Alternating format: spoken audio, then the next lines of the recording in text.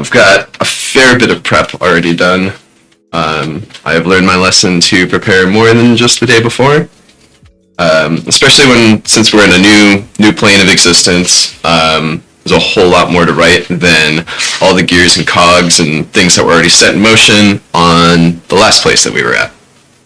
So, we have one new character introduced last game. We need to get the party and this character kind of acquainted.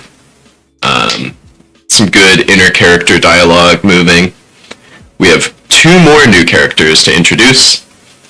Got some environmental struggles in the work that we did not get to last game. We have a lot of lore to dump.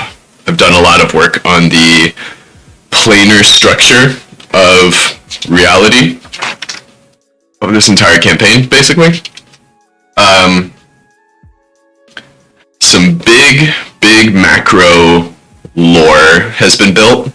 I killed Paylor, but worshippers of Paylor in a lot of places don't know that, which I think will be very interesting. Some of the player characters will know that. And one of them is a cleric, so it's going to be a very interesting, they're praising a false god, who's giving them power, who are they actually praising, what is all this? I think that's going to be a really fun hook to go down and write with. We have just flashy intros coming down. We have bigotry to introduce, and honest to goodness racism, not just color of your skin, but you're not remotely humanoid, or you are humanoid but you're more bird than humanoid Kenku. We don't like that. We don't like that one bit. I talked to the player already that I thought about introducing prejudice and bigotry in a real world context to him, and he said he was fine with it. Let him know if anything crosses a point too far. He can either say it out loud right then, he can message me. Don't want to cross any lines. But I think this helps kind of just open up the dimensionality of the world and really make it feel real, bring in a little more grittiness into the whole thing. Got a town that's pretty small, but again, it's more lore dropping of just like, okay, what's it mean to live on Ikoria? How do people live here? Is there a caste structure? Who's in power? Are there empires and countries? Are there kings? Are there nobles? We explain the crystals. We explain more of the crazy animals that live here. We introduce hunters, which are pro-human, anti-animal, basically. One of the characters is a lycanthrope, who is seen, now that he is part beast, he is seen less than human now, and is kind of is going to have to deal with that, and, like, really try and withhold the shape changing, since he's afflicted and he's not naturally born a lycanthrope. So that's going to be a really fun social struggle for that character and the party in general.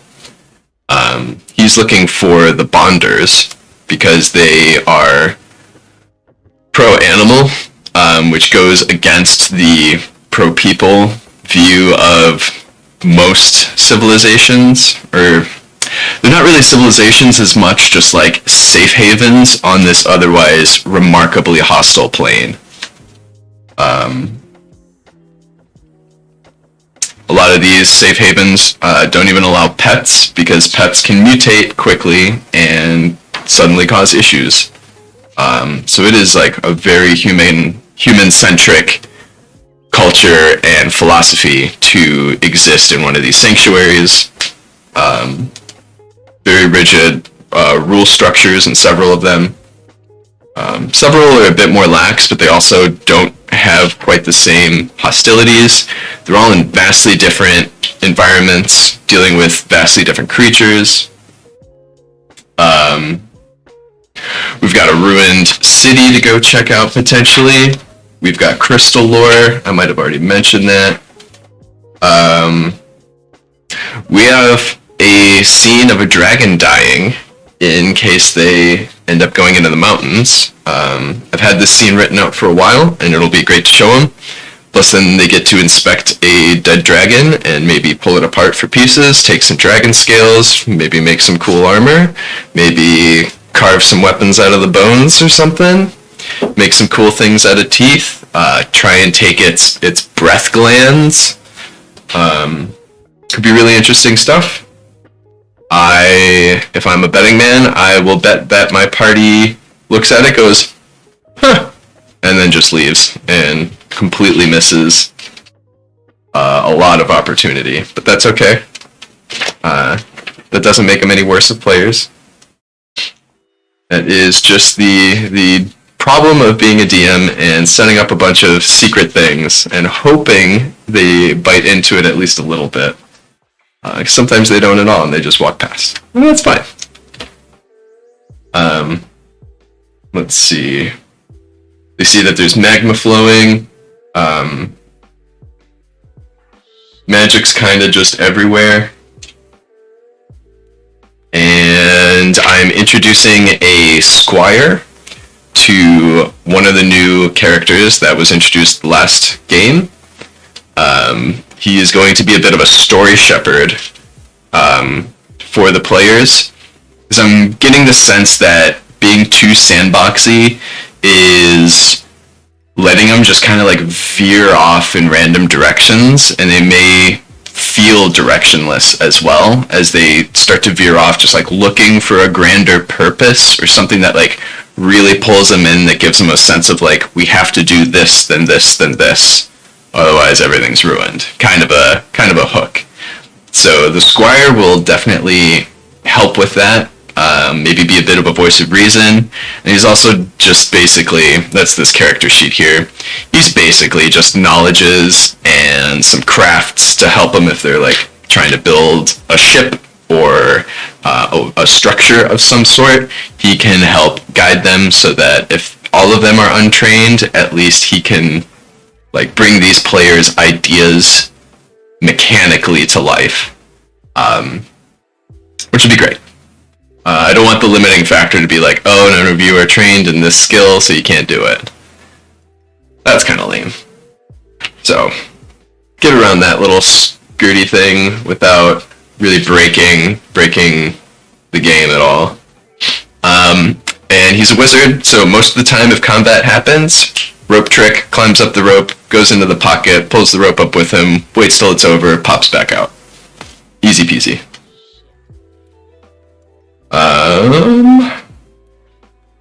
The hook that we do have now is that new introduced player is getting... He was sent to this plane to do research on these crystals, and to also look out for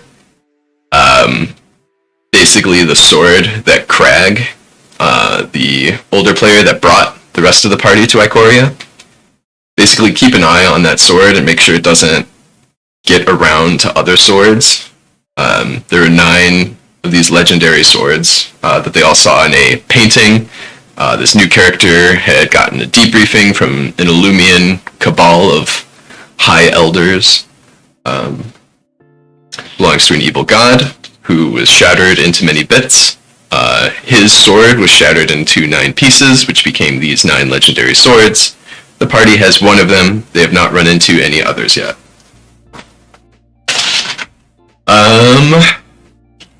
Other than that, we've got some cool little random points of interest. We have a small cave with some scaly eggs.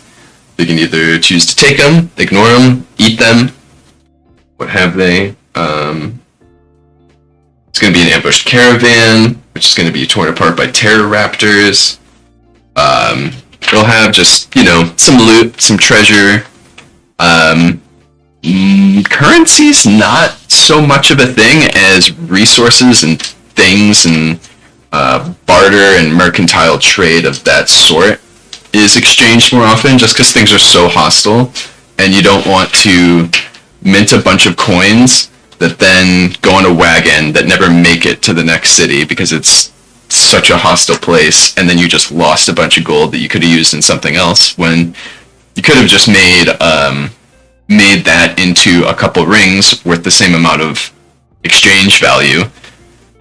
Put the rings in one guy's pocket. The guy can sneak through to the next city, do the exchange. That way you have trade. At least that's my rationale behind it. You guys can also comment on things of like how economies function between different states or cities. If the space in between that is extremely hostile, and it is not a given that the thing you send will make it to the other side. I'm not an expert on how that functions naturally or in real life, so I'm making it up. And I think it's close enough. We're going to hit him with basically a hurricane. That's our weather event. One of the new players is going to show up in the middle of the hurricane, because the hurricane's actually him coming to this plane. But the players won't know that. He might know that, but either way, it'll be a very, very flashy entrance. And I'm going to introduce don't mind that. I'm going to introduce the second new player at the same time. He would have fallen asleep in a boat, wakes up partway through the storm, but it's already too late to dodge the storm. He's going to struggle to get away. He's either going to get to shore, or waves are going to crash. He's going to fail a boating or a ride check, fall out of the boat, get thrown on the shore. The boat's going to break. He's going to be stranded there, pretty close to the party, luckily. And the character being transported in this storm is going to basically enter right near this guy as well. So suddenly the whole party's together. They're all going to be like, what the fuck is going on? And honestly, there is a lot of divine intervention starting to happen. Gods are sending their champions to go take care of certain things. The character coming through, being transported in the hurricane, is a champion of a god, and the god's like, hey, I need you to do this for me. This is my new purpose for you. I trust you with this. Don't fail me. Off you go. Character, the Illumian Cabal. The Cabal sent him to go do this stuff because he's well trusted. Similar thing. The Lycanthrope is just a local who's just had a lot of bad luck, and he's now with this group of people who aren't exposed to the prejudice that everyone on this plane has grown up with, so he's probably going to feel a lot safer with them than with anybody else. And he'll also be kind of the local guide for them and introduce them into shit like this. And why are people prejudiced? Where is this rooted from? What are normal things to expect here? That sort of thing. So, we have a lot done. But I'm always worried about not having enough.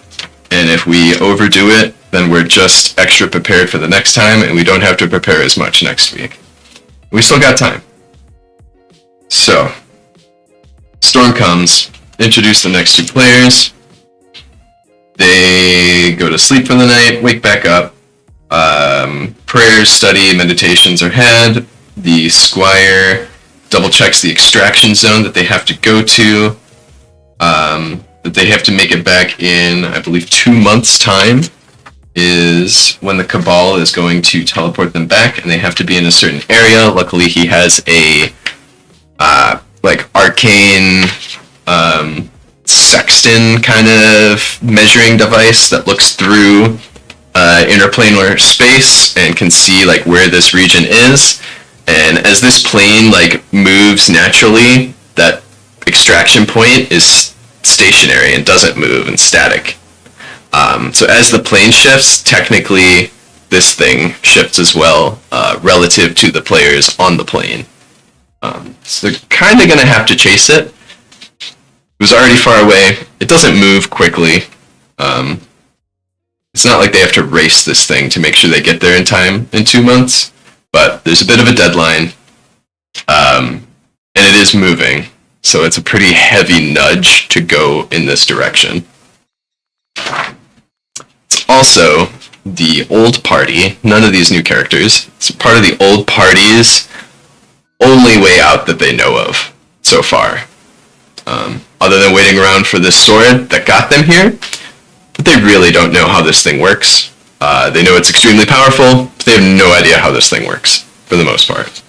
They can think that it might be able to take them home. They don't know when it'll be ready to take them home again. So I think that's a pretty good nudge into go over here. This is the next thing. Do all the side quests you want in the meantime. On your way there, it's going to be a lot of experiences, yada yada yada. They've all leveled up to level 8. So we've got 4th level spells, which start getting a little wild. We have higher likelihoods of spells failing and blowing up in their face. I have a rule that spells, what is it? 3rd level and higher? Yeah, spells 3rd level and higher have a 5% going up as the level goes up chance of blowing up in your face, because these are really powerful things, and the higher the spell, the more volatile of energy you're trying to capture. So 3rd level spell has a 5% chance of blowing up in your face. Roll a d20, rolls a 1, blows up in your face. 4th level, 10%. 5th level, 15%. So on and so forth. And I believe 9th level is like a 40% chance of blowing up in your face. That's going to prevent you from just time stopping, casting Wish in between the time stops, and just doing the like insanely broken apart things. But if this mechanic ends up being just like too raunchy and too feel bad, I'll adjust it and we'll rework how that number spread is worked. But for right now, keep it simple. Roll a d20. Gets worse and worse the higher and higher things go. 4th level spells, pretty powerful. 10% failure. Not a big deal. Not that big of a deal. Alright. We've got random survival things and construction stuff. They're not going to be too worried about that. Yikes. Why is Scrubby Zoom not on? I thought I fixed that. Wait a second. I thought I did a lot of this stuff. We had all the crystals figured out last time. We certainly did. Let me make sure we didn't get rid of it by accident. So that would really suck. I'd have to stop this stream, go back in the last stream, try and screen capture a section. No shit.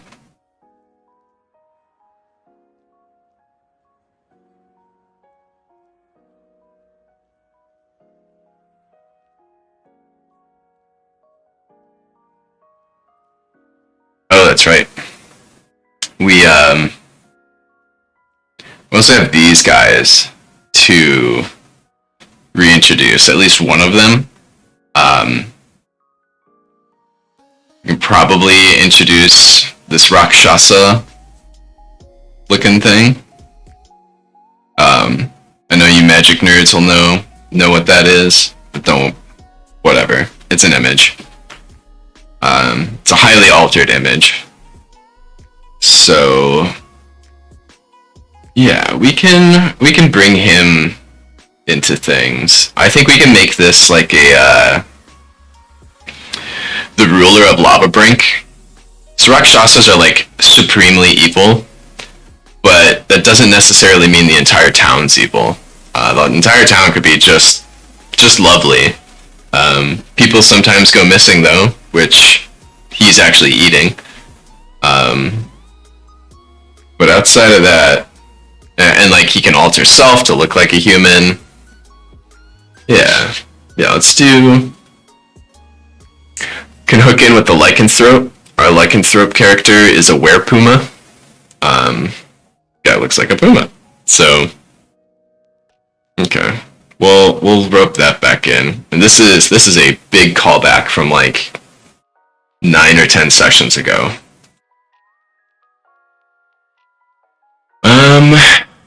God damn. I really hope we didn't lose it. We spent a good amount of time in that. That'd be such a shame.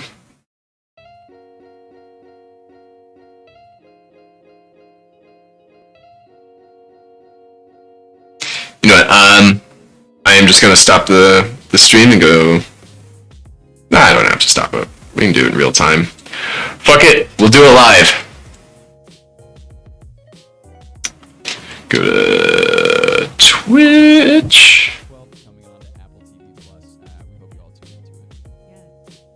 No thanks, Rolling Stone.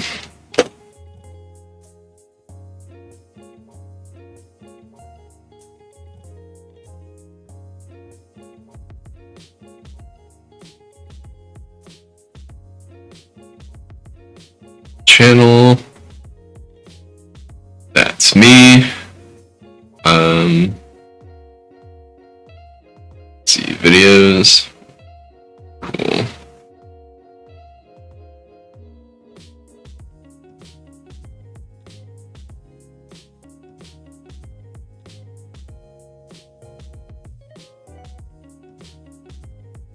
Get our snipping tool ready.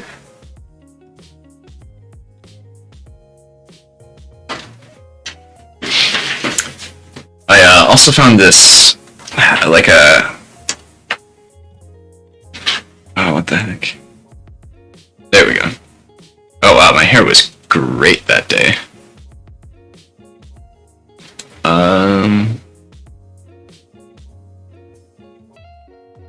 Okay, cool. I've got these random charts, right? It's from a long time ago too. A Fistful of Dice's Better Battles chart. Even if you don't roll on them, it's still just like a nice set of examples to throw into encounters to make things a little spicier, a little more interesting, more dynamic, instead of just you're fighting in a field, right?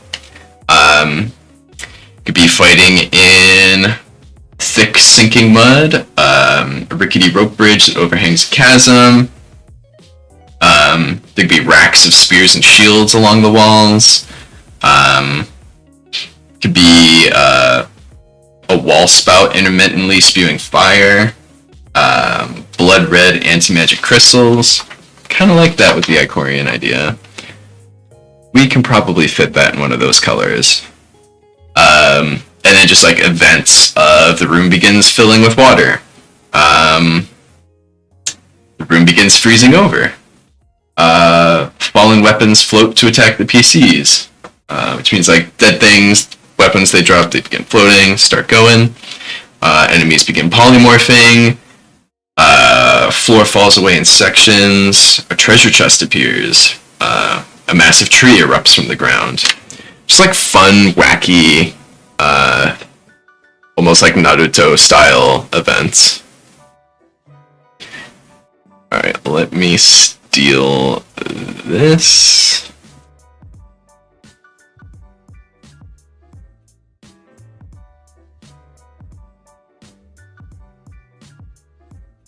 Alright, cool. That's the whole thing. Let's import it in. Do not want to lose this work.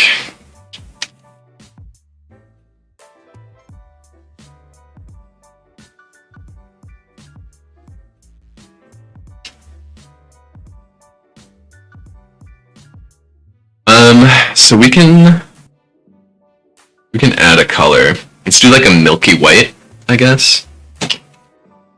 That'd be opal. Opalescent. Opalescent is anti-magic. Down.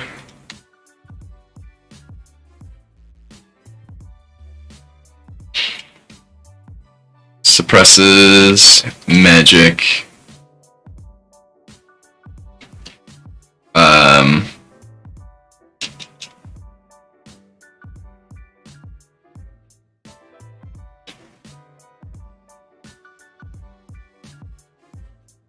Okay. Based on spell level.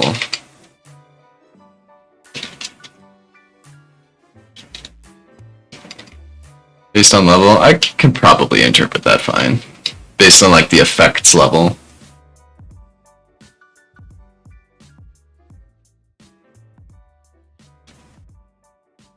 Alright.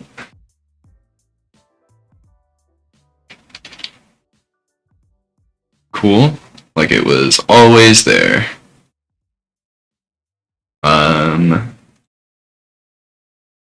Okay. And then we have to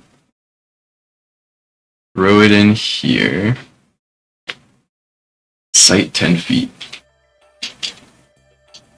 Feet through. Okay.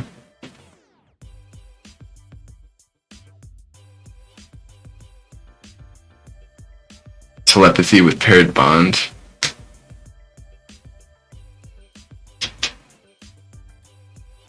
So yeah, a lot of these can be a little more interpretive, where like we can just make the rule on the spot to see how things feel out. So let's say they get a large peridot, or not peridot, a chartreuse crystal, and it's telepathy with a paired bond.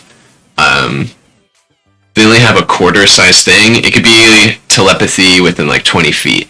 It's pretty short. Gets to a golf ball, 30 feet, 4-inch, 60 feet, 12-inch, 120 feet, 32-inch, 200 feet, 60-inch, 500 feet, or like 250, 500. It seems pretty legit. And like 500 feet's still not that far away, to be honest. So maybe, yeah, like 20 feet, 60 feet, 100 feet, 200 feet, 500 feet, staff, like 2,000 feet. That'd be cool. What am I doing here? Anti-magic. Quarter, 0 level.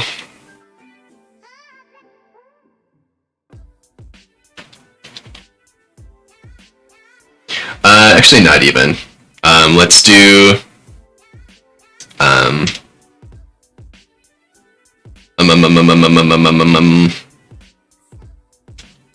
spell duration -1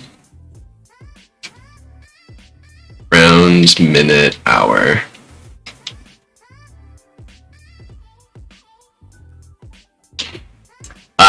So if you cast Mage Armor, and it's gonna last 3 hours, if you're in the presence of this, it's gonna suck an hour out of that.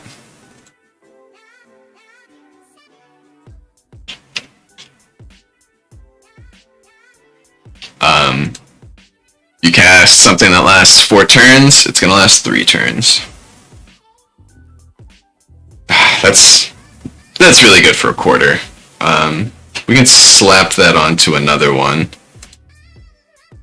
We can always make this bigger. So let's make Opal have its own kind of subset rules.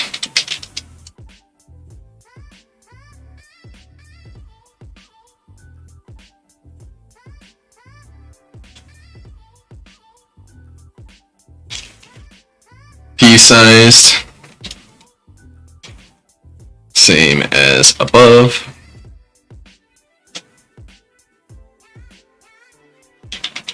quarter.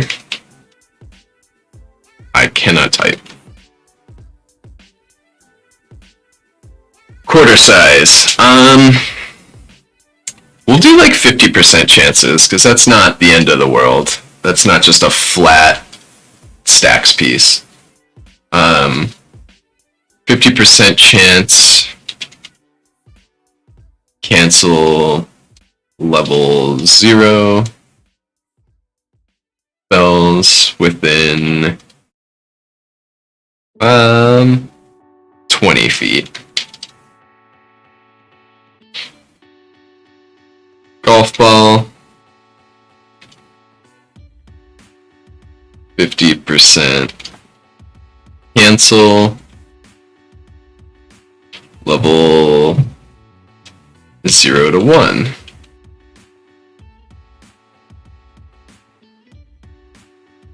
Feet. 4-inch, it'll get a little wider.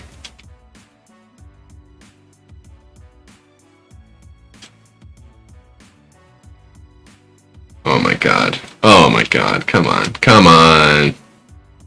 Oh no. Struggle. Alright, fine. We're only taking that much. Level 2 spells within 30 feet.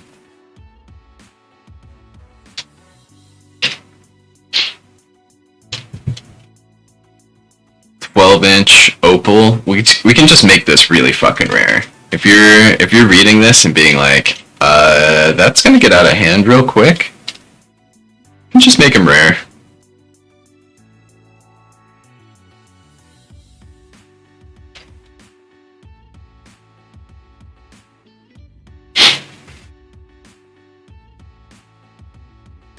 Okay.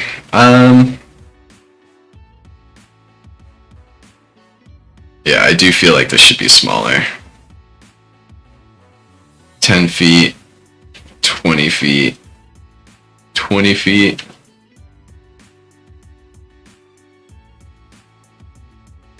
Or actually, we can just slow it down a bit.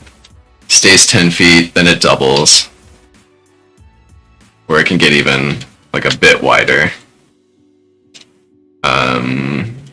32-inch. 50% cancel 0 to 3 at 30 feet.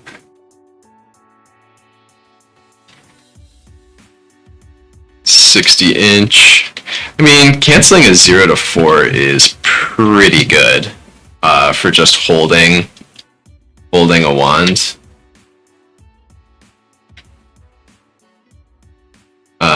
We're gonna keep it 30 just so you don't accidentally nuke your own casters. But if things come at you, you got this kind of veil of protection.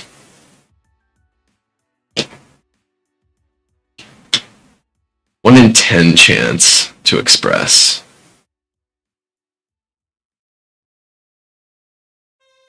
I mean, that's not even that, like, crazy.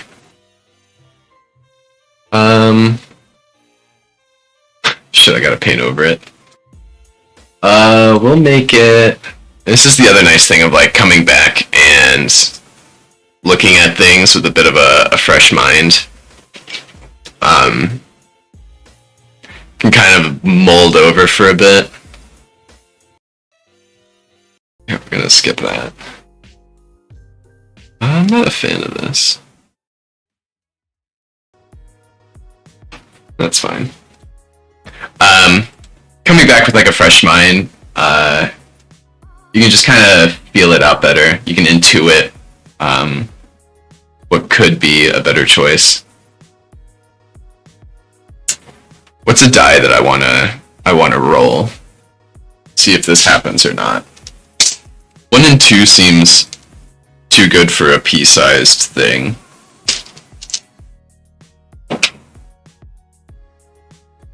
I mean, 1 in 10? No, you know what? That's not that bad. So let's say let's say you have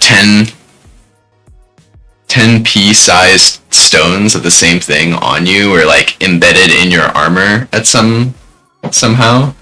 You get 10 tries to roll a 0 on a d10. There, I got it. Third try. And it expresses, quarter-sized effect. That's not too bad. Let's make it... has to be...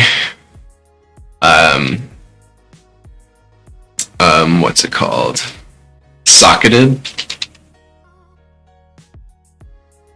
Weapons, clothing, armor, personal items, like jewelry, to have an expression.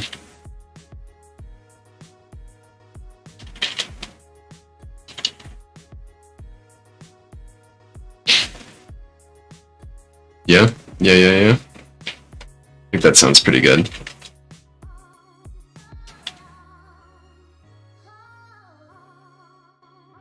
Alright. I think for the most part that's all we missed. Luckily the rest saved, but that didn't, which is odd.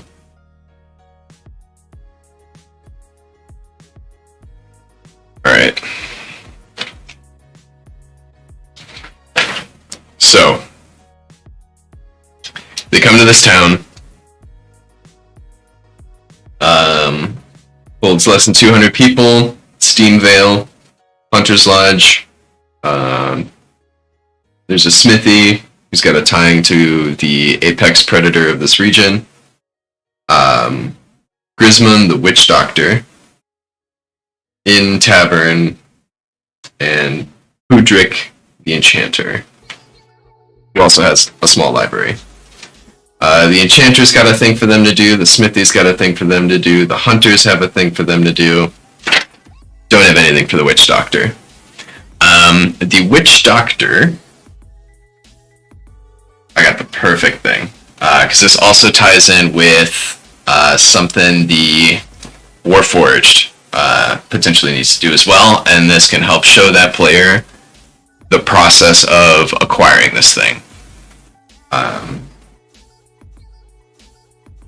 Witch Doctor needs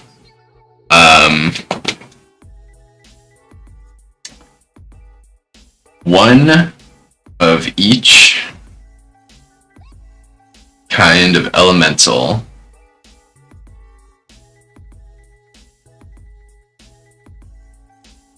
captured and returned.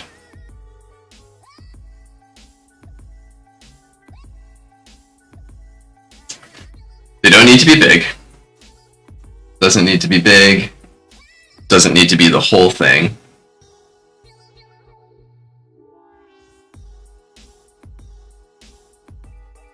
Nor the entire elemental.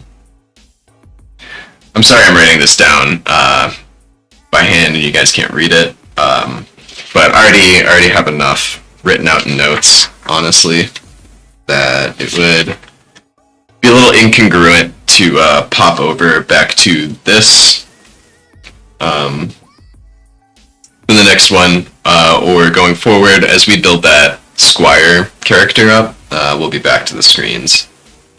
Doesn't need to be big, nor the entire elemental.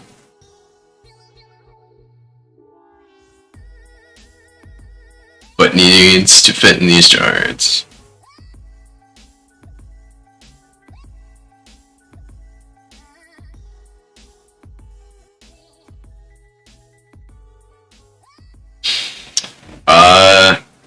Jar looks... How do we make a scary looking jar? Let's see. Fantasy jar prison. I'm sure there's got to be some images for that. Not really. They all just look like mason jars. And then, like, janitors. um, fantasy jar. Magic jar.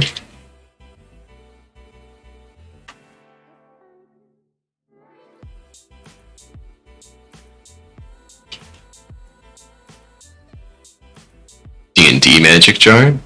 That's a lot better. Can use something like this.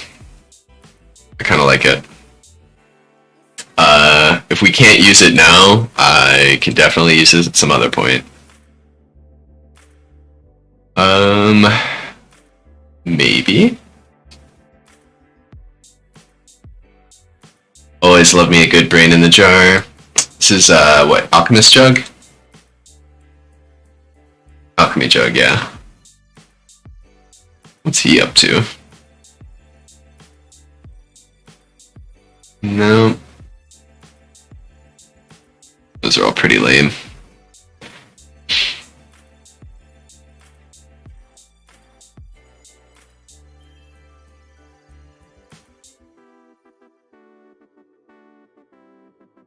I kind of like the thing with the sigil. That's too basic. I like a little more realism. It's not bad. The one with the little wax seal on it is probably perfect. That might not be bad either. Oh, lovely. That's pretty cool.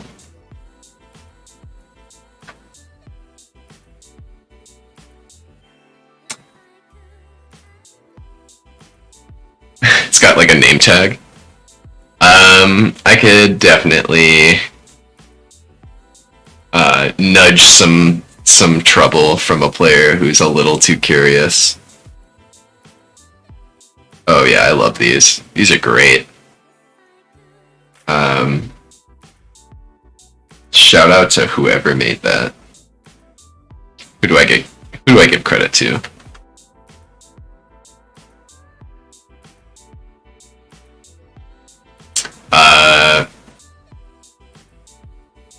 Emma Lazowski. Great work. Fantastic work. Big fan. These are fucking great. Magic item for days. What is this? No thanks. Uh-huh. +1 AC and saving throws. Melee attack, you can use your reaction to have the rogue deal bludgeoning. I like the imagery, and I will rework the mechanics to something less 5e boring. Yeah, let's get back to... Oh! Fantastic. Okay, the jar can grow in size to capture things, is kind of what I'm thinking here. This witch doctor's got all kinds of jars of all kinds of critters in there. Right? Fuck yeah, he does. Oh, this is fantastic. Emma, excellent job. You'll never see this, but excellent job. Big credit. Oh, that's delightful. I'm a sucker for some good magic art. That looks terrifying. It's a trap.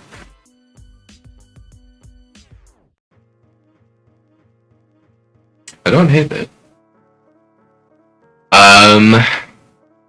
Nope.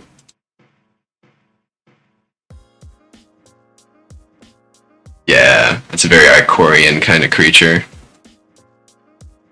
We do also just want to show like the weirdest of the weird. I think we already saved that one. Praying Mantis is pretty normal looking.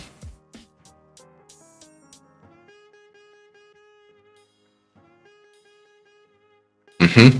Plucks the hairs out of this one to make some potions, because you only need a hair for it. This thing just makes water. Yeah, it does.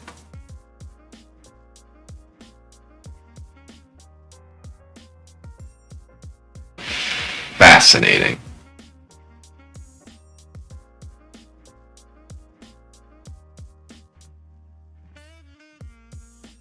Oh, I love him.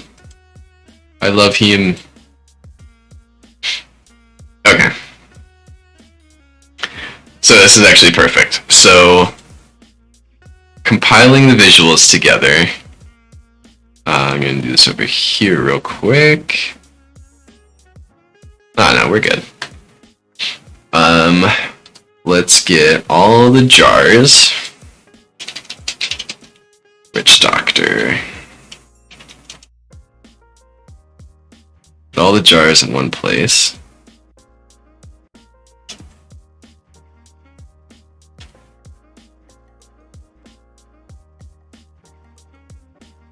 It looks like an awful little thing they could run into one day.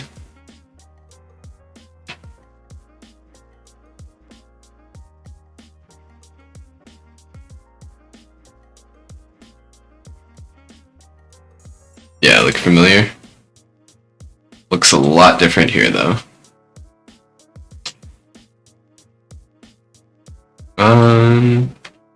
Dragon Skull. They haven't run into her yet. I haven't seen that yet. Don't need that anymore. Don't need that anymore. Cool. Nope, nope. Nope. Nope, nope. Hey, thank you for the follow. We are pretty much set. So, let's look at these Witch Doctor jars. So this is the base jar that they're going to be given. Jar looks like burlap covered, burlap topped.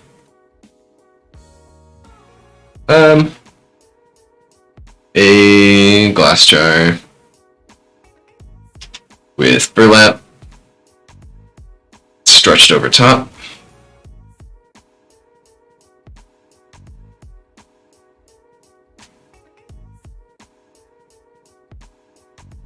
And a wax seal.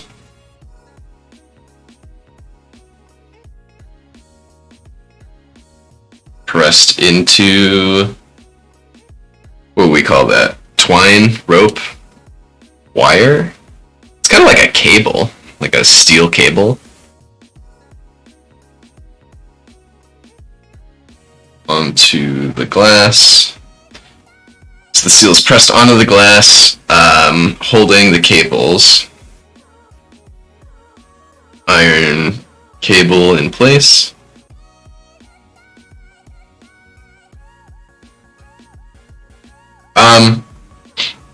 So actually the Witch Doctor is not going to tell them that it doesn't need to be that big, nor the entire thing.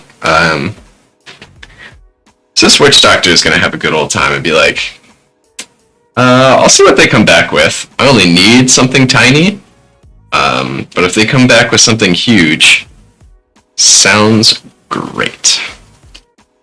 I assume if they go to all four kind of like quest points to get one of these side quests of Hunter, Smithy, Enchanter, Witch Doctor, I think the Witch Doctor is going to be the thing that they pick, bar none, without a doubt.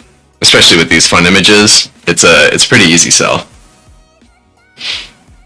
Captured and returned. Witch Doctor tells them to activate. We can make it like a Pokeball where you like press the seal and throw it, and then the thing just like opens up big enough to capture the elemental, but you have to bring the elemental down to like almost 0 hit points to do it. Classic. Yeah, I mean, does anyone not like playing Pokemon? Oh man, they're gonna call me out on it though. They're absolutely going to call me out on it. I mean, you can always throw the Pokeball when the thing's not at 1 hit point and still catch it. It's just less likely, right?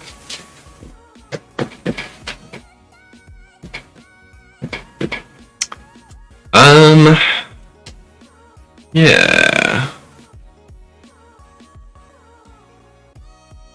Man, do we fight the Pokemon thing or do we lean into it?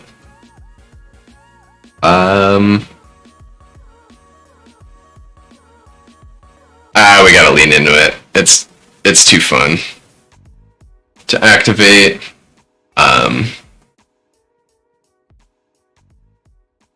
smear a little blood.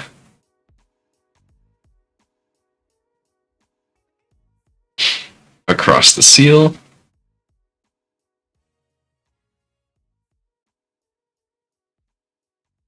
And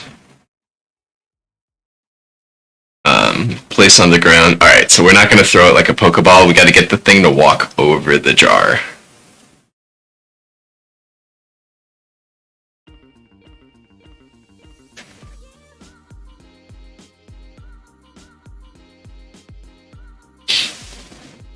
Once in Elemental.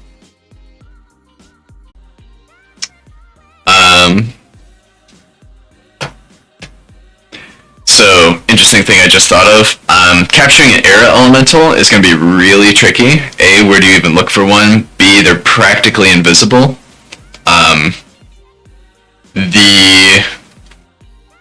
We'll say like the second time they try and capture something with these jars, they're going to place it on the ground.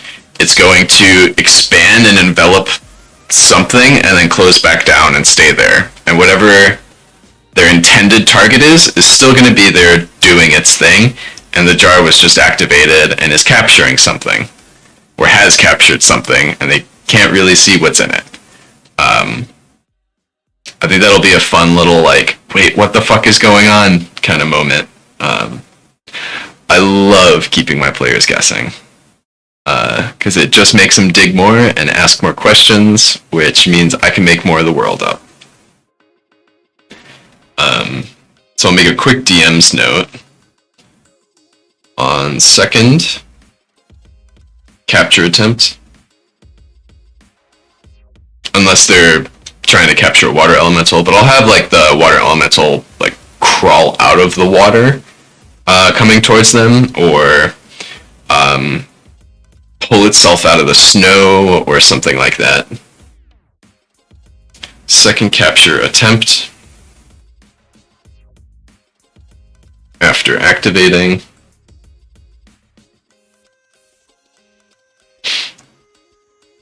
jar will deploy.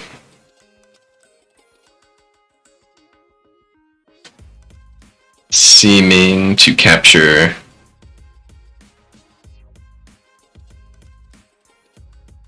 nothing.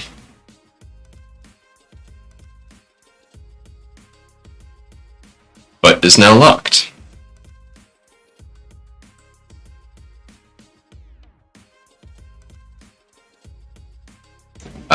It will have captured an elemental.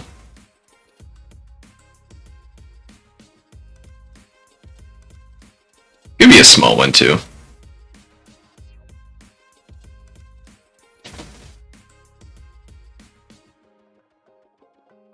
Alright. Noted.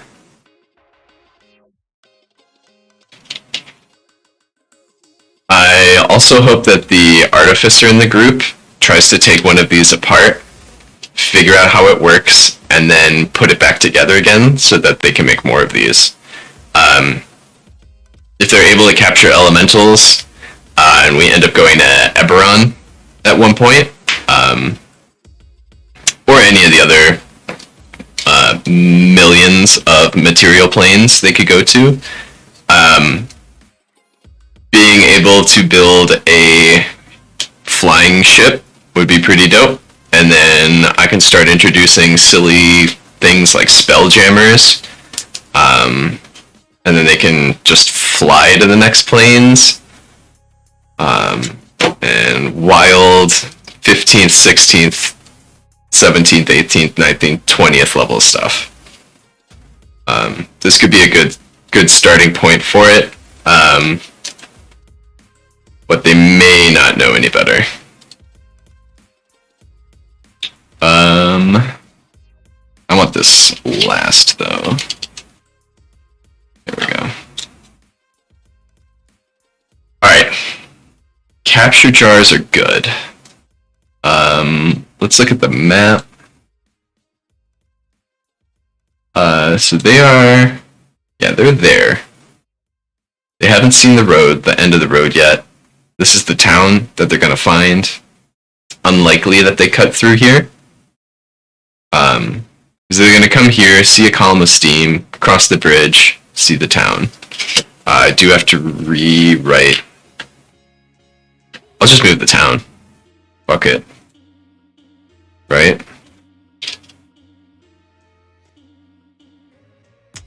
Unlock this layer.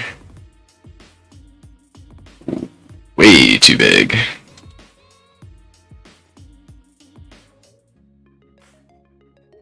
And then we can probably just blur this bitch together. Sure can.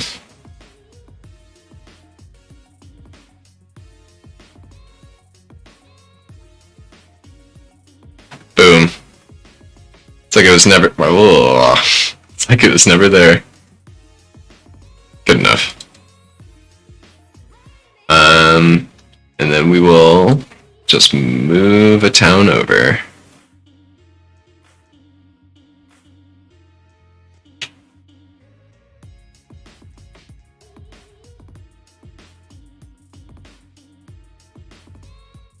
Piece of cake. Scrubby's back. Alright, yeah, so they'll find this. They'll get to this crossroads. They'll already see the clues for this sanctuary being here. They'll cross the bridge. They'll see the magma coming down. They'll know that there's a road going one way. There's a town. There's a road going another way. What am I homebrewing? So this entire campaign's been homebrew. This is my first D&D campaign DMing as well. The philosophy I've had about just about everything is only make up as much of the world as the players need to know at the time. So at the very beginning, there was barely a continent. We had like a couple deities that played a role. And as things got bigger and they got like more involved and stuff, hell yeah. I also threw my players, where there's a lot of new players, in a 3.5, which is really not beginner friendly compared to 5e. So I'm trying really hard to be like a good sandbox DM for them, since I'm asking them to take on the task of 3.5. But I am also a big slut for making maps. So I'm a big Magic player. This is my first stream. It's one of the first. I've barely been doing this. We probably got through like 20 episodes of our game before I thought about streaming both my prep work, so like other people can see my like DM style and how I think about things, and our games. So this is my interpretation of Ikoria. If you're a Magic player, this was a set that came out like a year ago, maybe less. Time's really wacky the last year. So I drew a whole map. Left a lot of it blank because, no worries. Left a lot of it blank because if they like go that deep in a certain direction, we can make it up later. Really only need to prepare what they could potentially do quickly without warning. And even then, like the scale of this place is enormous. So this little white triangle is where they are now. They opened a portal from their home plane, which the entire campaign was all about before, about here. They crossed through the mountains, saw another coast, found a destroyed library, met one of the characters who died in the last session. His new character he rolled up was introduced also in the last session, because I gave him warning that his character's gonna probably get cooked. So he was a good sport, rolled with it. I'm going to introduce the other two new characters this session tonight in a pretty flashy way. Then they're going to likely move south. I doubt they're going to backtrack. So they're likely going to move south. They know the mountains are really dangerous. I don't know what I'm doing, and I don't know what a chat timer is.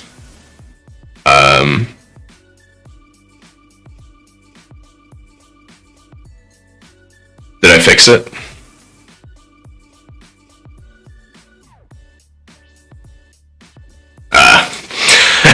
Yeah, I don't know what I'm doing for the most part. I can play with things. Slow mode is off. Followers only chat off.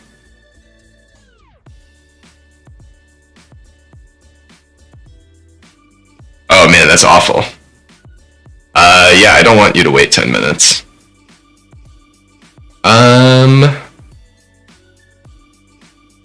I don't know, do you stream at all?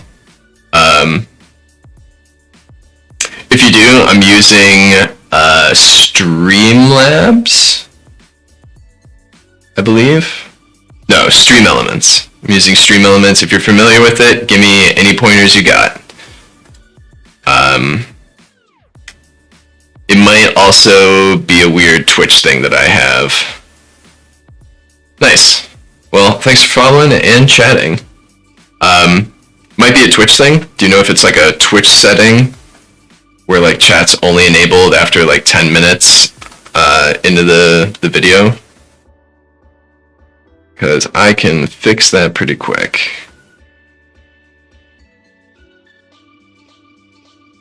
Let's see, settings. Okay. One could hope. Alright, so I'm also trying to nudge my players, go down this road, see that there's lava and steam. That's kind of cool and interesting. They find the first town here. There is not a lot of towns on this entire plane. They have little side quests that can take them out this way to a ruined town. Yeah, no, definitely.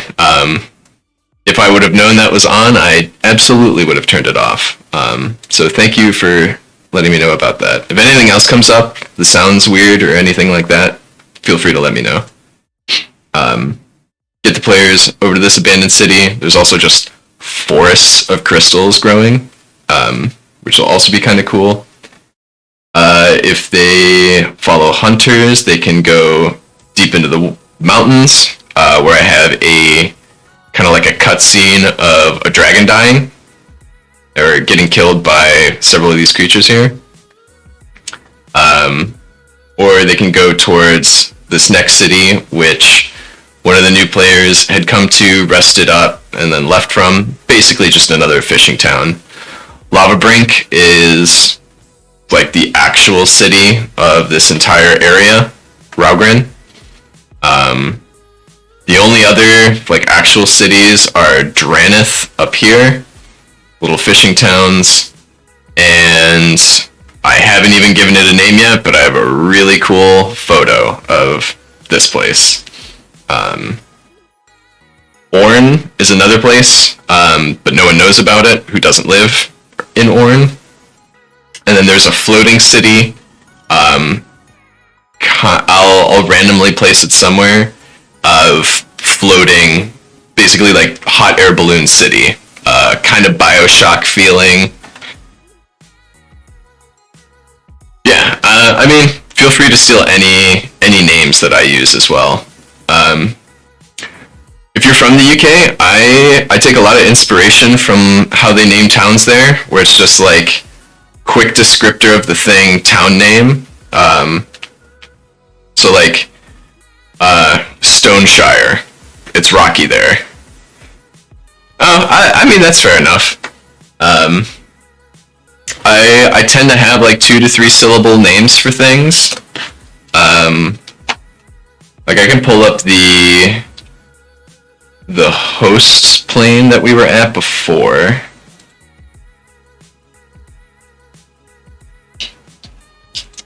wherever it might be.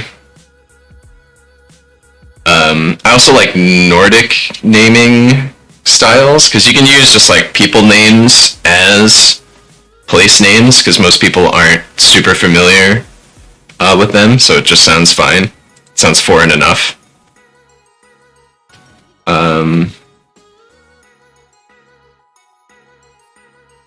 Let me pull up the Discord.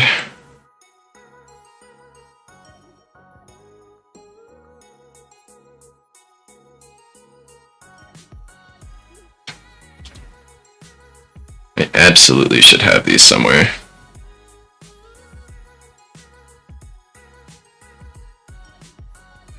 That's true. They definitely do. That was a radical generalization from me, and I apologize.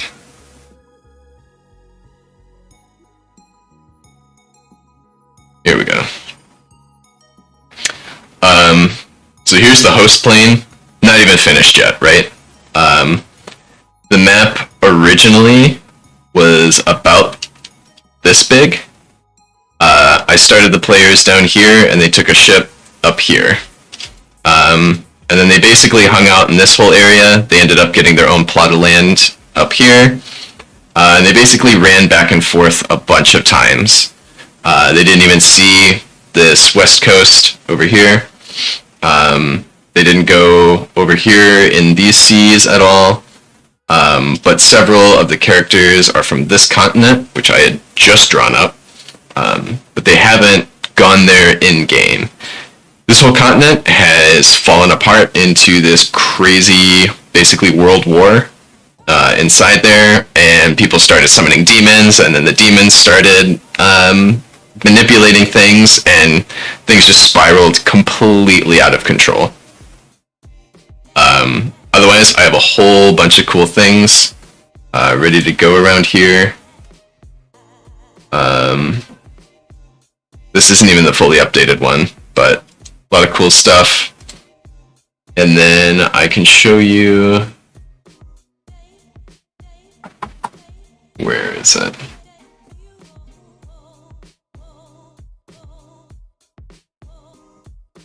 I can just re-download it.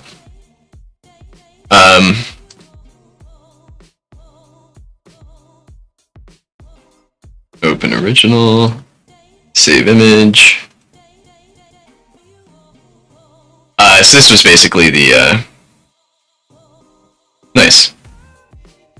This is basically the old map that we were using for just about everything. So I have Cradle Thane. It's in a giant crater. It's kind of like a cradle. Vale. It's a very theocratic kind of city-state. Norim. That's a bit more Nordic. It's up in the mountains. Got a big Nordic vibe. Shim. Just an easy word. Hillsbury, classic UK.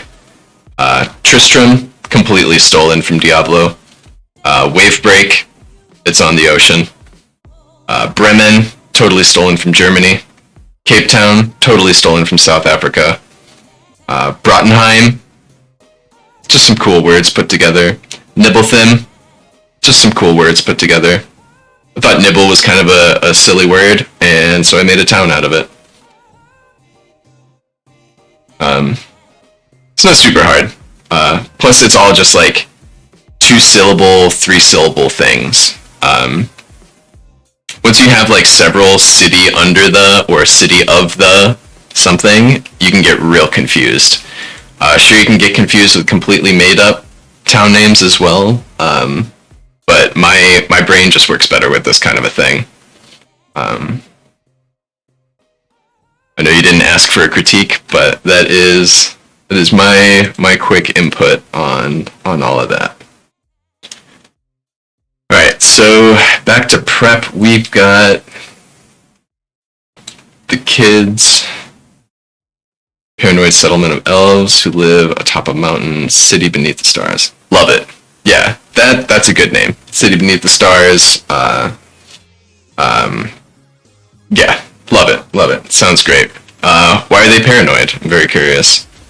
Have they always been like shat on militarily, or are there people hunted down because they're seen as superior, so the inferior races hunt them down so that they will now take the top slot of the cast. I'm a really political thinker as well, so those are always going to be my first questions. I don't know how your players work, but I always love tying that kind of stuff in. Water elementals. Definitely on this island.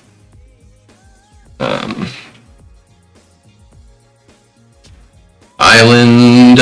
I'm gonna steal your naming thing.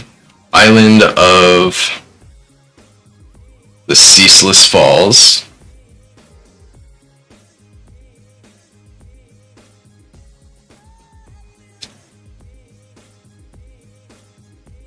To the north.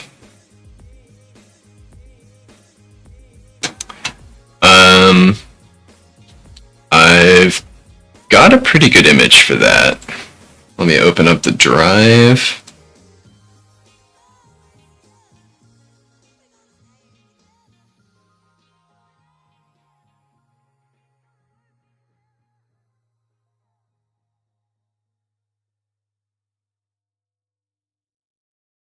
Visuals, landscape, Ikoria.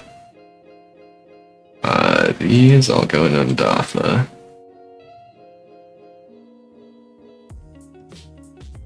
No. Is it in Raugrin?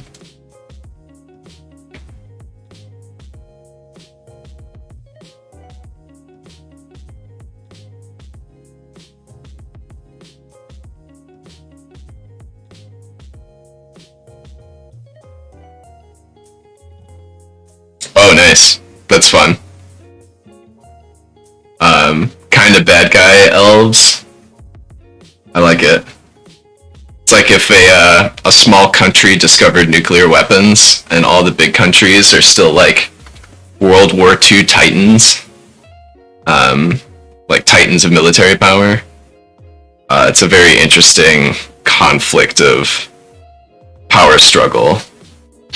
Let's see. I don't have an island of Ceaseless Falls, so let's look one up.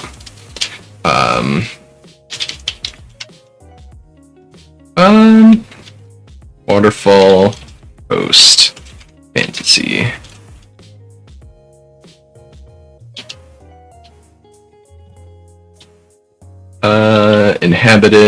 Inhabited. Not even close to what we're asking for.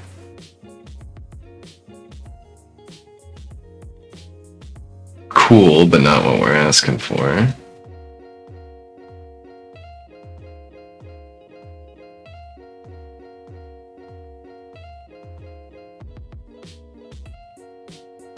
Fair. It'd be interesting if it's like several deities who maybe aren't like direct deities of this area that you've created. Like far lesser deities are communicating through the stars into the elves, and these elves who are on top of that mountain are like the only avenue for the deities to influence this area for maybe a new region. There's a lot of potential in that idea. I like it a lot. Hell yeah. Love to hear it. I think a lot of people should introduce more politics, more Game of Thrones style of play and interactions. And a lot of no-win scenarios are also fun, but I'm really bad at them. One of my players who also DMs, he's a lot better at the no-win scenarios than I am.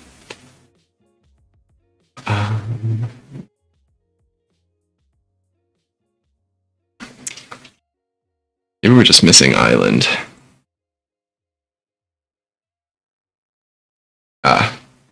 This was legit the first town in the campaign that I had used.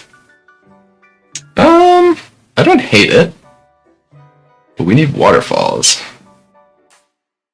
It's too much island. It's nice, but it's too real. And we're out. coast.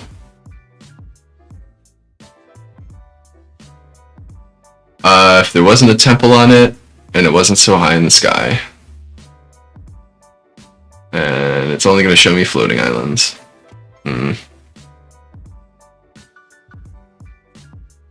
You know what? I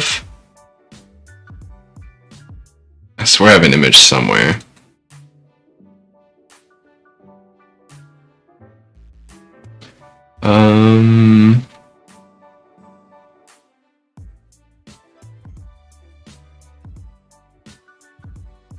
Nice. I've done some breaking of parity with the D&D races as well.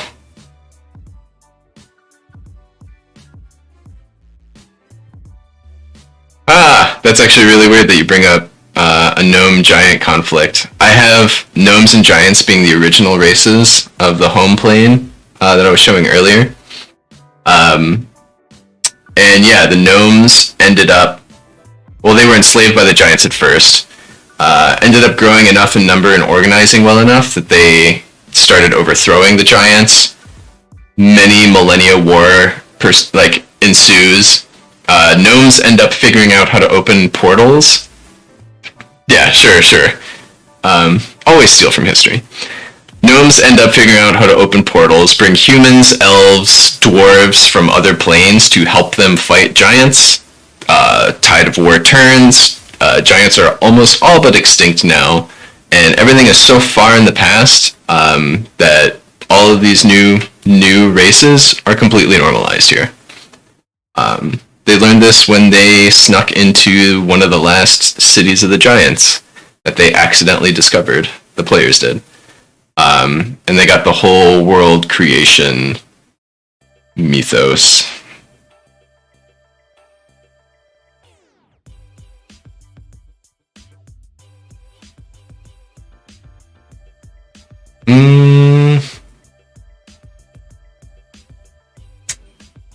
God damn it.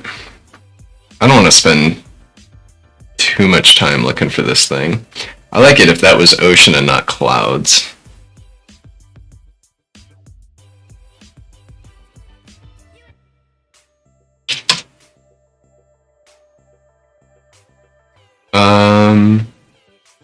You know what?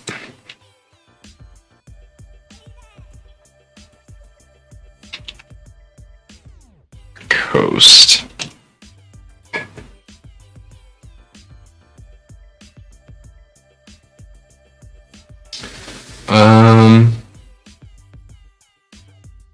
Yeah, it's a good place to start. Not quite. Maybe not.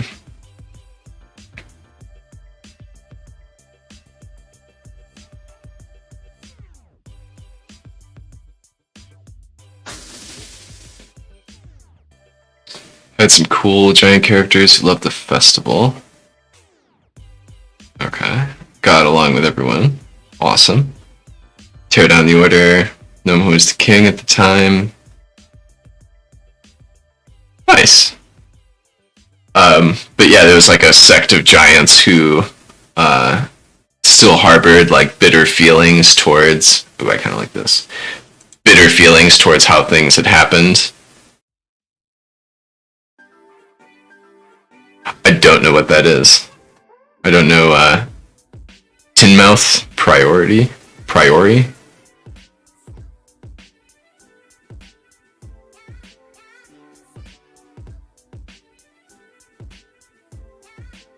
Oh. Oh, hell yeah. This place looks cool as hell. Nice. Oh, did I? Sorry. Wasn't even paying attention. I wish there wasn't a city here. This is one issue I have. I spend way too much time looking at visuals for my players. Should definitely make them exercise their imaginations a little more.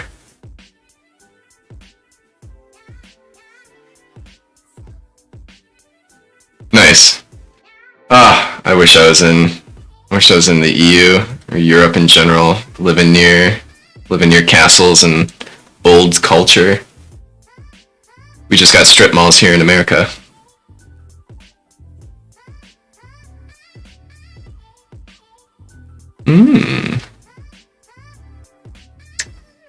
Not directly what we need, but I like it. Also spooky.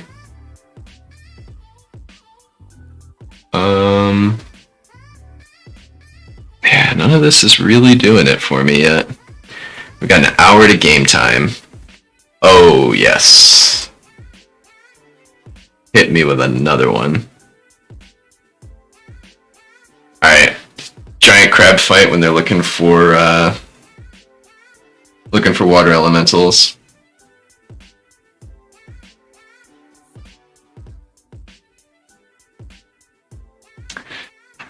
Alright, so we have, I can always just describe it. Island of the Ceaseless Falls. To the north, we've got the volcano with the caldera. To the east. What do we call the mountain? Yeah, you guys do. I love that like sense of comedy, little memento mori. Here it's all just like dick jokes and casual racism, but not in like a fun way. Just like a poorly thought out way. I was actually hanging out with a Brit and actually 3 Brits, but all from like different regions. Since you guys vary every like 12 kilometers, at a gin bar not too far from me down here, which I had just discovered, little piece of London, and they're just like going back and forth, and I just thoroughly enjoy their banter far more than 3 Americans talking about nothing. Like you all poke fun at each other for your own colonialism. Lovely.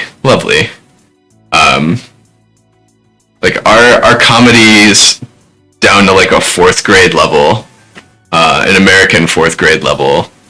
We're like casual conversations with people in the UK or Europe. Like you can talk about historical events and they know what the fuck you're talking about. You don't have to quickly crash course someone through, you know, what actually happened in World War II or something. Or like,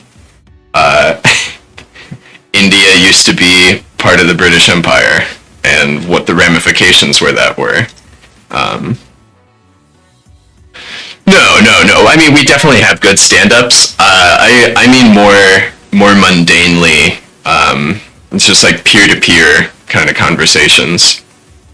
Not to like paint with the broadest of all brushes, but yeah, I mean, stand-up comedy as an art form, yes, America does very well.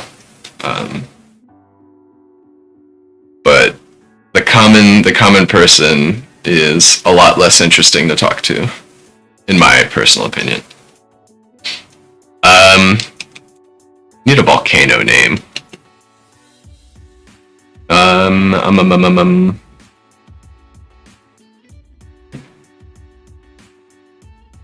Magma Crest. I use Ma too frequently. Dude,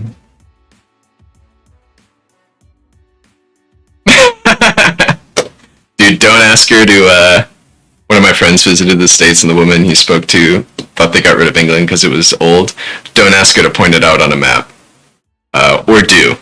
Only after you've had a couple drinks, because it'll send you on a good laugh. Just start asking, like, major countries. Where's Turkey on the map? Where's the UK? Or England? Where's Japan? Oh man, yeah, it's not too good here. You saw our last president, right? Not to get too political, but volcano names. I don't like this song.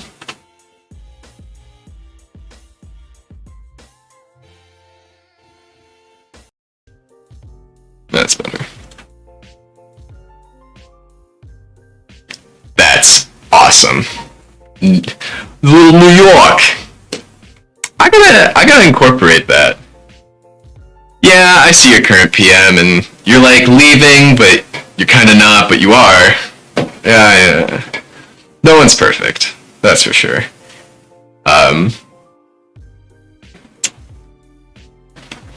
New York accent's fucking fabulous. Another weird thing I did with the races is I decided to make all the dwarves Middle Eastern and like Saharan African, or like Turkish kind of a thing, Persian, just as like a new twist. So like they're not just blatantly Scottish everything. I think it's a really fun twist on things, and it pushes me to do accents that aren't normally practiced, I guess. And I get to use better music.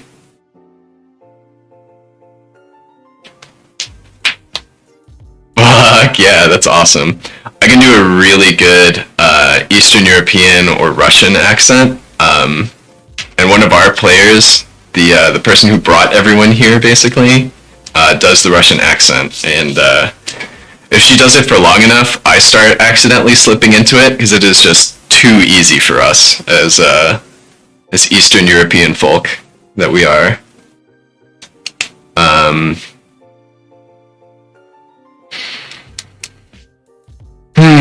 Stoneforge, the volcano. Sounds alright.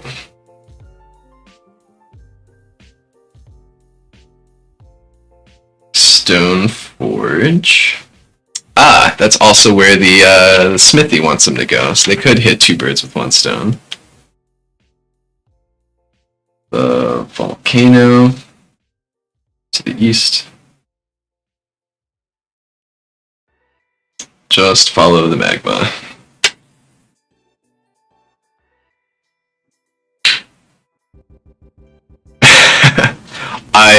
I'm a sucker for a good Irish as well. I watched a Scottish comedian for a while to try and get a Scotsman down for a bit. What's his fucking name? His accent's real thick. He's pretty edgy too.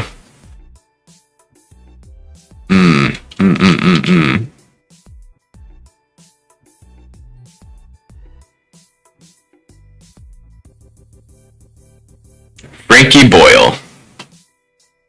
I used Frankie Boyle for my Scottish accent study.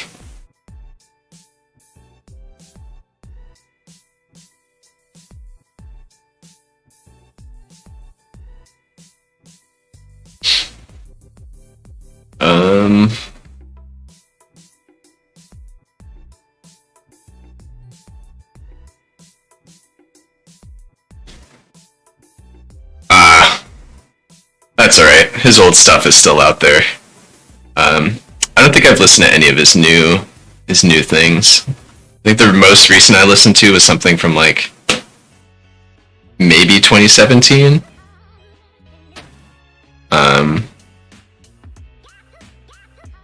Yeah, is he? I felt like he leaned into, like, he knew like the limitations of woke, and he would like walk you along the line and then just like blatantly break through that wall of just like, wait, what the fuck did he just say? And that was like part of the fun of his style, was just like being a somewhat presentable guy and then just say this like completely off the cuff thing, totally deadpan, like you're having a normal conversation. Mock the weak. Okay. Yeah, didn't he get like a show? He got like a talk show. I tried watching some of it, and like it was okay. Yeah, New World Order. It was okay. I think he's got some pretty okay guests. And like some of his messages at the end, I thought were pretty well thought out. for the most part, or just like they pose an interesting question to think about. Um, I'm probably biased because it was very similar to a lot of the books I was reading at the time when I looked into that show, and I only watched maybe like 4 or 5 episodes. But yeah, I'll pull up Mock the Week and I'll watch that at some other time. See what happened to this poor man. It's from 17. Oh no, Mock the Week's fucking fabulous. I know what you're talking about. Yeah, Mock the Week's fantastic. There was another show similar like that on the BBC that he did. Yeah, yeah. He was great. He was on another one of those shows where they just like bring a bunch of goofy people together and they like have serious topics, but since it's like goofy people, they have fun with it. They had some like yeah, that's true. I guess that doesn't help narrow it down at all. It had like, I think it's called like IQ or something. QI? I don't know if that helps. QI. Yeah. I watched that when I was younger as well, and I really liked it. Fuck yeah. Hell yeah. Of course, no one in the States knew what the hell I was talking about. So I could only enjoy it for myself, but it was fantastic. I think that's the first time I saw Frankie Boyle, and then I started seeing him on Mock the Week too, which I didn't watch quite as much, but it was a good show as well. It was during my Jon Stewart, old Stephen Colbert era as well. It's probably just after. Once Trevor Noah came, over.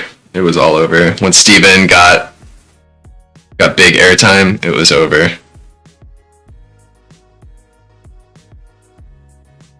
Yeah, Jon Stewart was real good at delivering things. Earth Elemental. Where do we put an Earth Elemental? Can make him go east anyway. We can kind of tie all these quests together.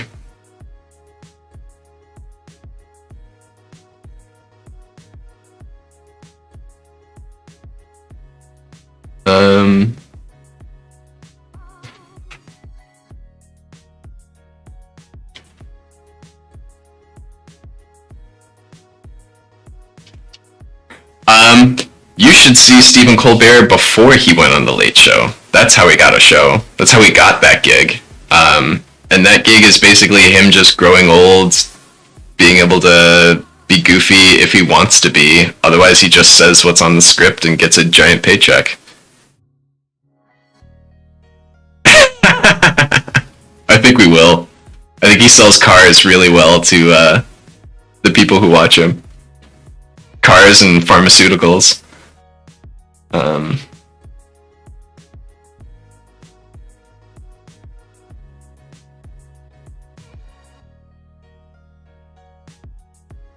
haven't.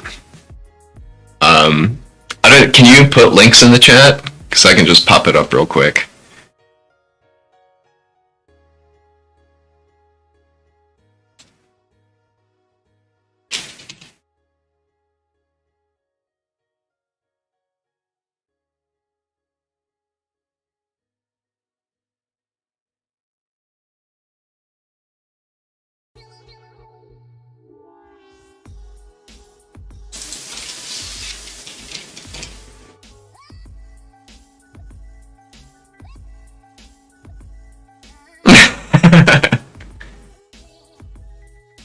Oh no, that's pretty dark.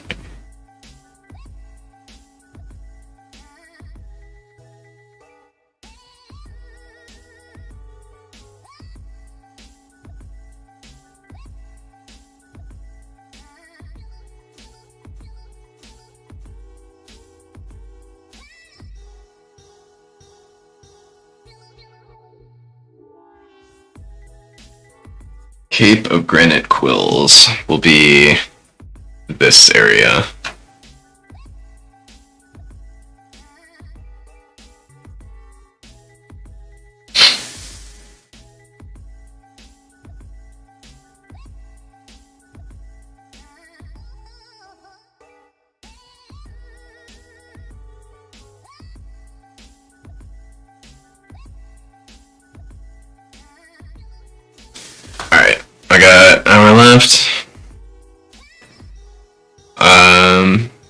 stars. Is that from trying to say ass or something? Are things censored on chat? I hope not. Can you not swear on Twitch, chat? Sorry, I'm still very boomer about streaming. Still brand new to this.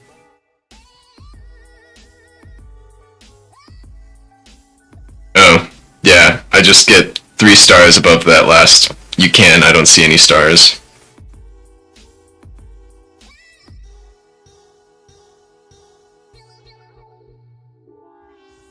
That's what I got.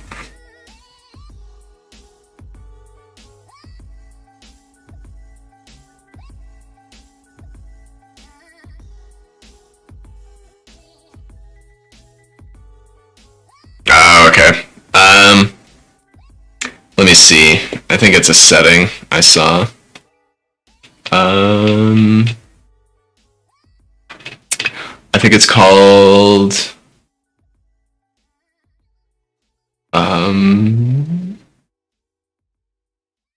media request?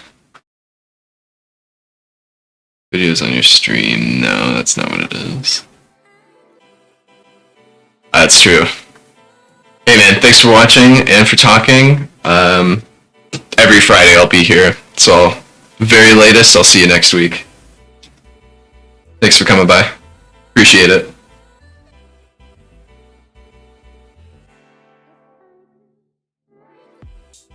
Cool, will do, will do.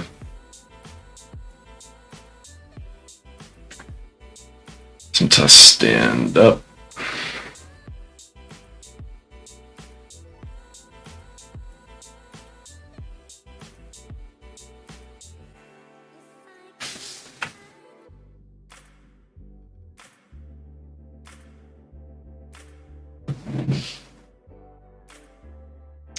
Alright, I'm gonna make... God, we're doing so many Pokemon references. We're gonna make these Earth Elementals basically Onyx. Where one of the Raugrin tusks is basically just gonna like slither out like a snake. For whoever's watching, these rock formations are what I'm talking about. And those are the size of the players for reference. So I'm gonna make just like one of these giant tusks, like slither out and then like go into the ground, move, come out somewhere else, and then just hang out. And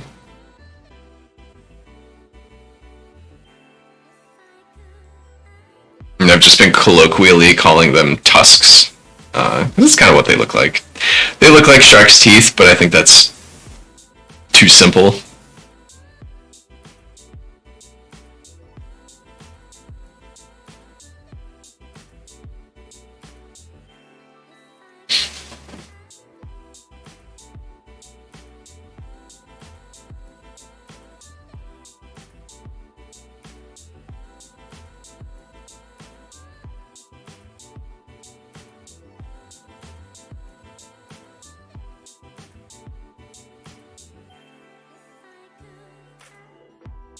Cool. We've got all 4 elementals because the air is going to be an accident. And I think we're good here. We are prepared for at least this session. Probably a session and a half, if not 2 full sessions. Alright. Running over everything. We just finished combat in the end of the last game, so they're going to regroup inside this library.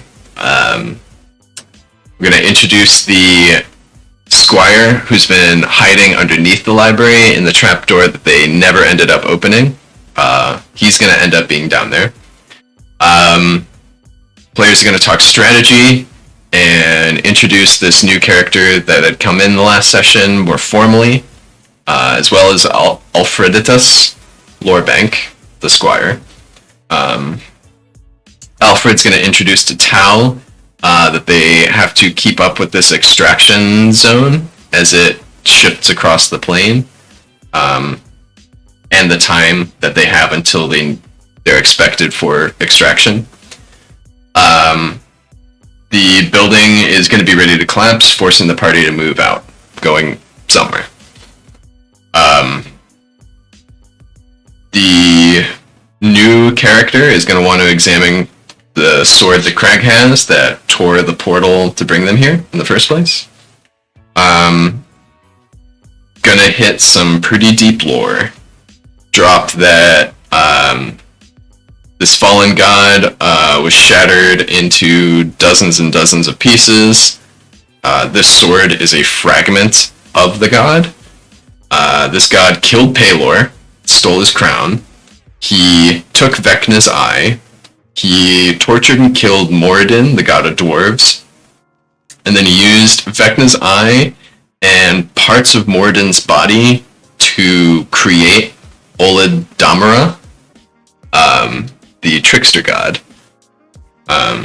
So this thing was a big fucking deal and made a major impact on reality. Party will head out. After about an hour's hike, the thunderstorm that's been brewing over the sea that they knew was coming, will start to, they'll start to hear thunder. Before they could just see the column of clouds. They'll hear it rumble in the distance over the water. 3 hours until the storm comes. So they'll have time to make shelter. It's already, the day is winding down. We've given them stone shape, stone to mud, mud to stone scrolls, control water. They can make a shelter. And they have an artificer in the group. They can absolutely make a shelter in that time. Then the storm will hit. We have written out the storm mechanic right here. During peak storm we're going to say at 2 hours when there's a foot of water prior to the flash flood, we introduce the other two players. One's in the boat, one's in the storm, but no one knows yet. Guy struggles with the boat, crashes onto the shore. A water spout is seen coming towards the coast. The other new player, third new player, or not player, but character, is in the water spout. The water spout begins to dissipate as it reaches the shore, and right as the very bottom dissipates, he just kind of walks and steps down. Then we move on to 3 hour mark, flash floods. They deal with that. 4 hour mark, flash floods subside, dwindles. Unless they've really built a nice shelter, they're going to be struggling not get pulled into the ocean and swept away by the floods. So I'll also let the party know that weather can be a big fucking deal, and not only are they fighting all of these crazy beasts, but they're probably going to have to fight the weather and nature in general. Then they're going to keep moving in some direction. I'm hoping they go towards the road. If not, that's cool, because we have a town prepped, which means if they end up, so they'll end up right about, they start here, they'll probably keep moving and end up about here, storm hits. Wake up the next morning, they could cut through the mountains, which is okay. Or they'll keep going down, they'll see the road, then they'll start following the road. If I feel real panicked that they're not going to go to the road, they're going to start climbing the mountains, look around, see a road. If they do, for whatever reason, choose to go through the mountains and either run into this road or just mountain their way through to this place, to this town, we can basically reskin what we prepared here and just shift it over to this town with a couple more things instead of the island of whatever, Ceaseless Falls.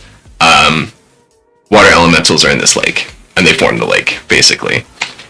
So good luck getting all the way up here to this lake, but if you want to capture water elementals, there they are. That's a pretty easy reskin. There's a crystal forest right here, so they can either take a ship and go across, or they can follow the road around and see a whole bunch more cool things. Hunters here, same thing, because the hunters need to kill things that live up in these mountains. Same deal, easy reskin. They just don't get to this abandoned, destroyed place, and that's fine. They can find it another time. So we're prepared for either situation. They still get the jar thing. They still get to have all that fun.